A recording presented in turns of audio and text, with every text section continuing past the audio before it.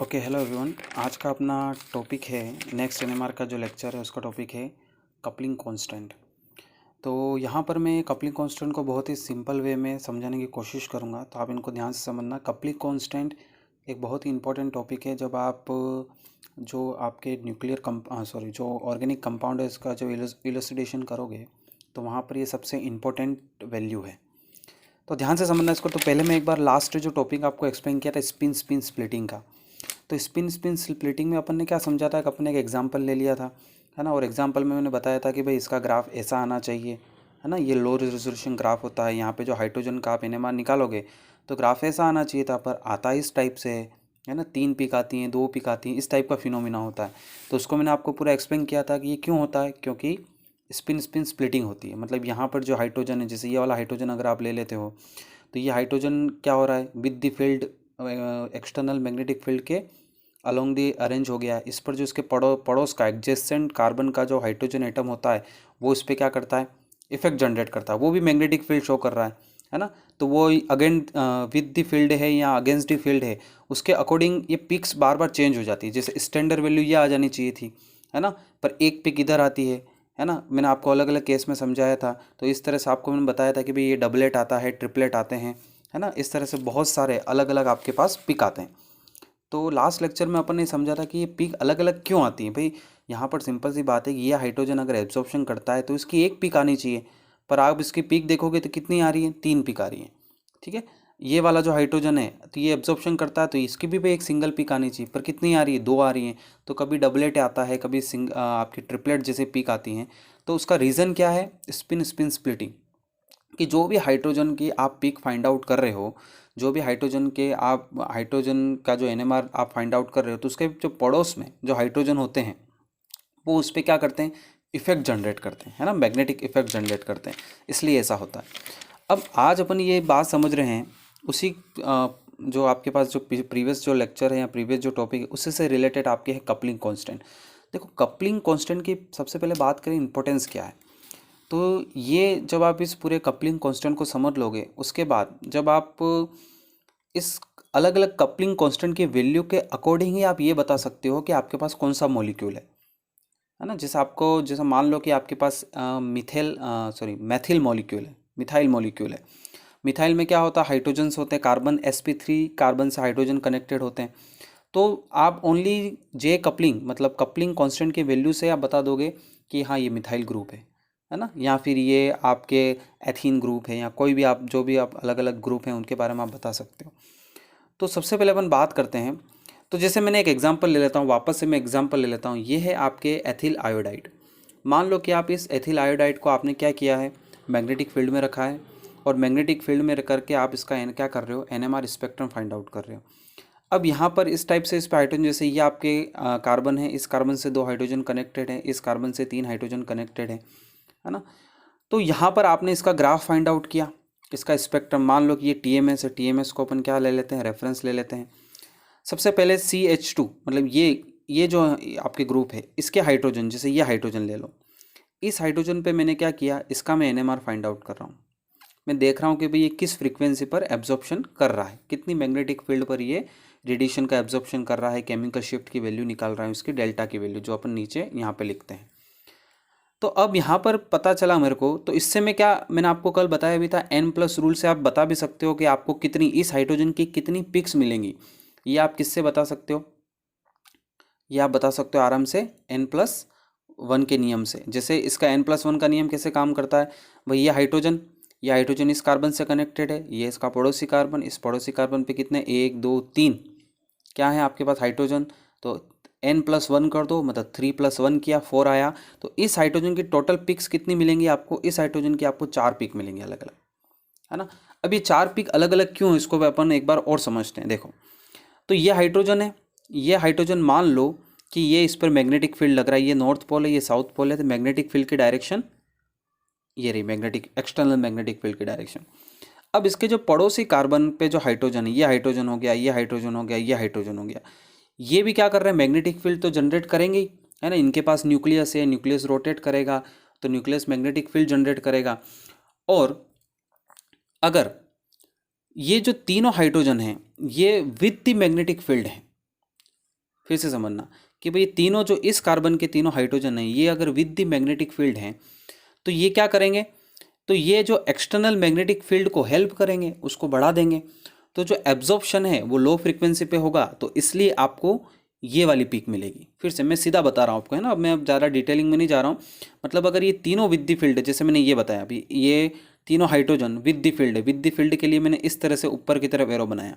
तीनों हाइड्रोजन अगर with the magnetic field हैं तो ये वाला जो हाइड्रोजन है, ये इसकी पीक, पहली पीक आपको ये मिलेगी, मतलब इसने लो फ्रीक्वेंसी पे एब्जॉर्प्शन कर लिया।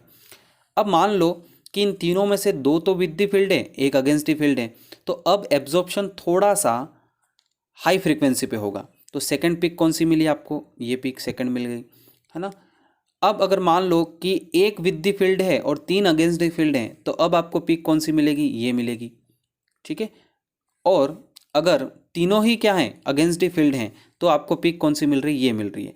मतलब ये कब मिल रही है, जब तीनों विद द फील्ड हैं। ये कब मिल रही है, जब एक विद द दो विद द फील्ड है और एक अगेंस्ट द फील्ड है। ये कब मिल रही है, जब दो अगेंस्ट द फील्ड है, एक विद द फील्ड है। और ये आपको कब मिल रही है, जब तीनों ही हाइड्रोजन का जो मैग्नेटिक फील्ड है वो अगेंस्ट द फील्ड है। तो ये डिफरेंट डिफरेंट कंडीशंस में आपको ये चार तरह की पीक मिल रही है इस हाइड्रोजन के लिए, ठीक है। अब यहाँ पर ये जो मैंने बीच में आपको इस तरह से ये डॉट डॉट वाला बनाया है, ये क्या बता रहा है, ये बता रहा है कि इसकी जो स्टैंडर्ड पीक है वो यहाँ पे आनी चाहिए थी। ये जो हाइड्रोजन है इसकी स्टैंडर्ड पीक यहाँ पे आनी चाहिए थी। मतलब अगर ये तीनों हाइड्रोजन कोई भी इफेक्ट जनरेट नहीं करते, है ना, इस तीनों हाइड्रोजनों का कोई भी प्रभाव नहीं पड़ता इस हाइड्रोजन पर, तो पीक कहाँ आनी चाहिए थी, यहाँ पे आनी चाहिए थी।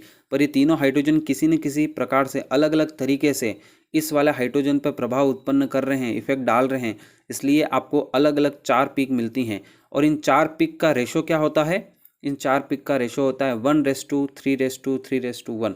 ये इनकी इंटेंसिटी का पीक है, मतलब आप यूँ इंटेंसिटी की रेशो है।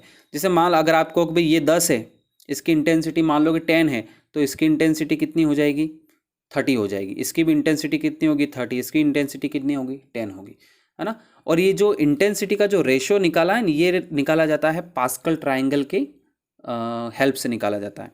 तो पास्कल ट्राइंगल अभी अपन टॉपिक नहीं पढ़ेंगे उसको डिटेल में, बस आप समझ लेना, ये इतना काम भी नहीं आएगा। अपना मेन काम क्या है कि आपके जो ऑर्गेनिक मॉलिक्यूल है उनको पहचानना है, अपन को उनका इलस्ट्रेशन करना है। तो ये पीक आई। उसी तरह से देखो, तो ये तो आपके इसकी बात कर ली। अब मैं अगर बात करूँ CH3, ये CH3 का, ये आपका CH3, इसमें भी ये जो आपके कार्बन है वो sp3 होता है। इसके हाइड्रोजन निकाल है, मान लो मैंने इस हाइड्रोजन की पीक निकाल रहा हूँ मैं, इस हाइड्रोजन का NMR।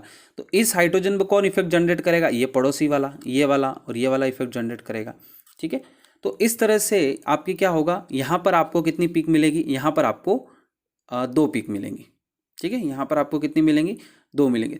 तो अब सॉरी 3 मिलेंगे, है ना। आपको यहाँ पर कितनी पिक्स मिलेंगी, 3 मिलेंगी। किस हाइड्रोजन के लिए, ये हाइड्रोजन ले लो या ये ले लो या ये ले लो, क्योंकि उसके पड़ोसी कार्बन पे कितने हाइड्रोजन है, 2 हैं। तो N+ रूल के हिसाब से N+3 N2+1 करेंगे, 3 आएगा।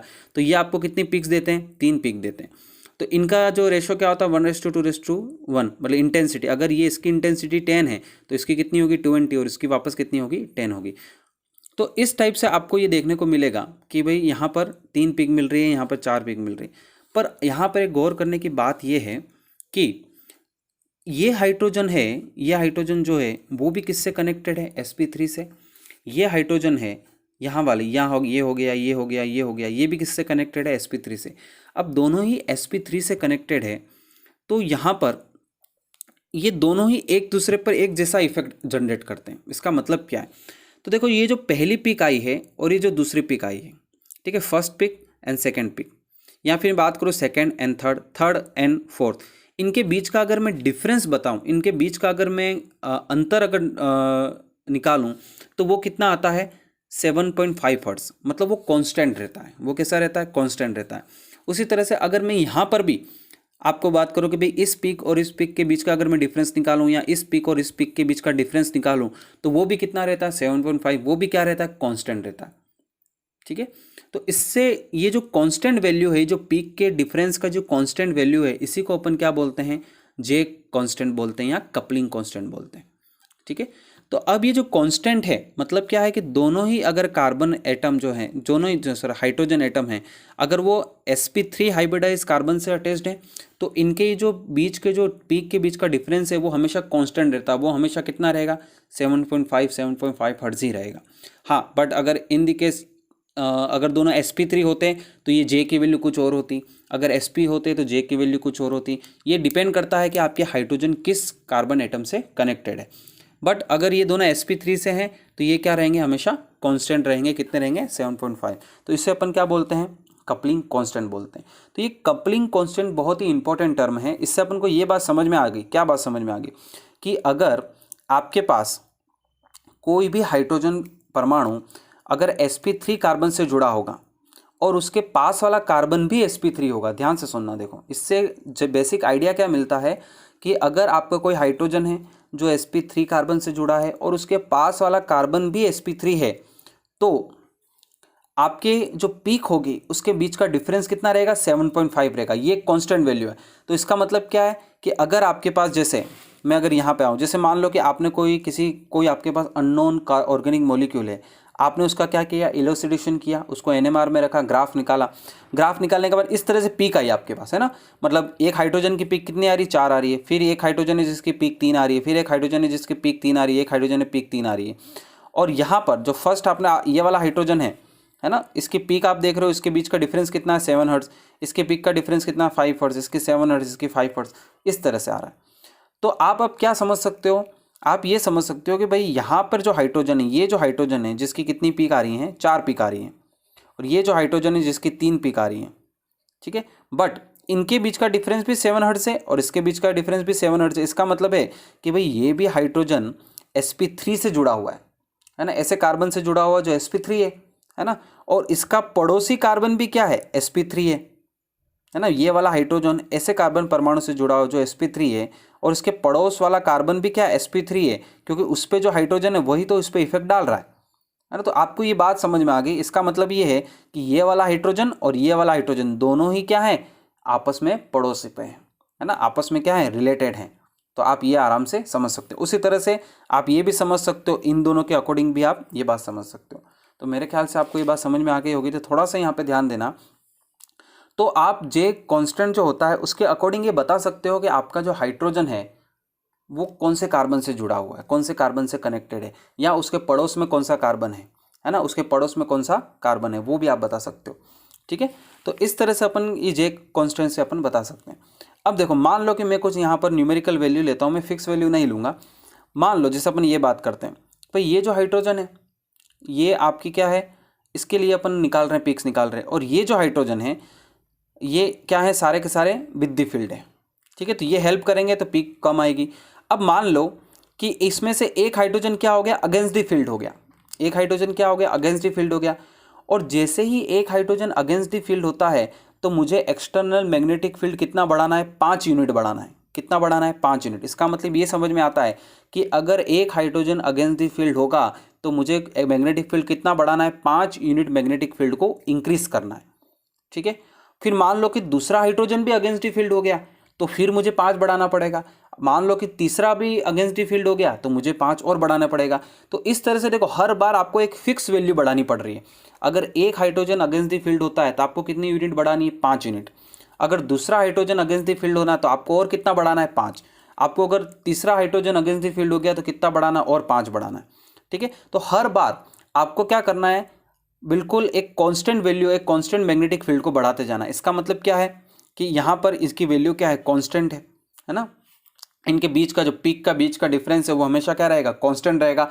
बट इन्वायरमेंट दोनों हाइड्रोजन का क्या होना चाहिए? सेम होना चाहिए।